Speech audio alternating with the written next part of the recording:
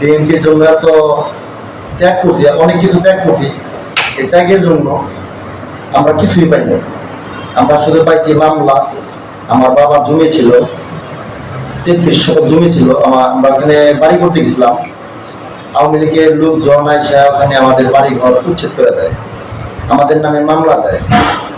মামলা দেওয়ার পরে আমরা সবাই বাসায় থেকে আমাদের পালায় বেড়াইতে গেছিলাম, মা বাবা। একমাত্র আমি বিএনপি করতাম, তার কারণে আমার এই জায়গাটা আজকে তারা নিয়ে নিছে।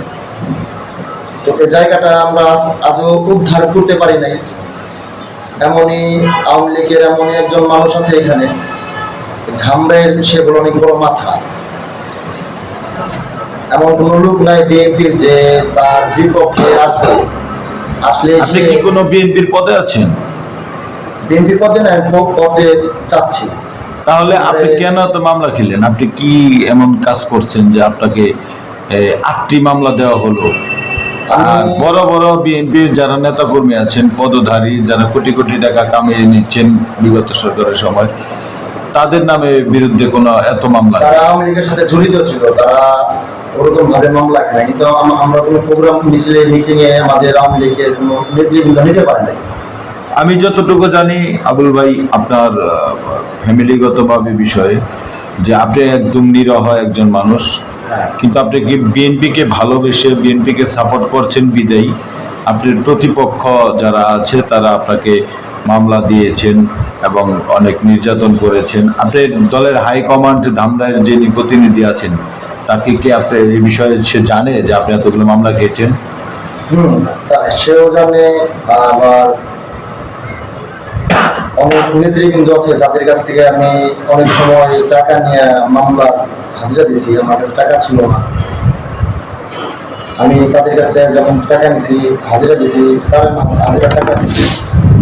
অথবা কারো পোস্ট নাই। আমরা বিএনপি যুবদল করি, যুবদল আমাদের কোনো পোস্ট দেয় নাই। 17 বছরের কোনো কমিটি আমাদের বৈধ করে নাই। বিএনপির যিনি ঢাকা জেলার সভাপতি আছেন ইয়াসিন ফেরদৌস মুরাদ ভাই, সেক্রেটারি, সে আপনার বিষয়ে কি অবগত আছে? সে কি কখনো আপনাকে হেল্প করেছে যে এতগুলো মামলা আপনি খেয়েছেন, তার আপনাকে ফ্যামিলিগত কোনো সহযোগিতা করেছে?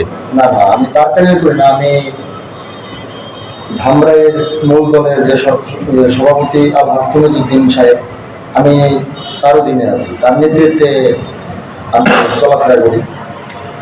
সে কি কোনো আপনাকে হেল্প করেছে যে আর্থিকভাবে, যে আপনি যে এত অসহায় একজন মানুষ? আমাকে আজ পর্যন্ত কেউ হেল্প করে নাই। আমার যত ঝামেলা আমার মা বাবাই আমাকে দেখাশোনা করেছে।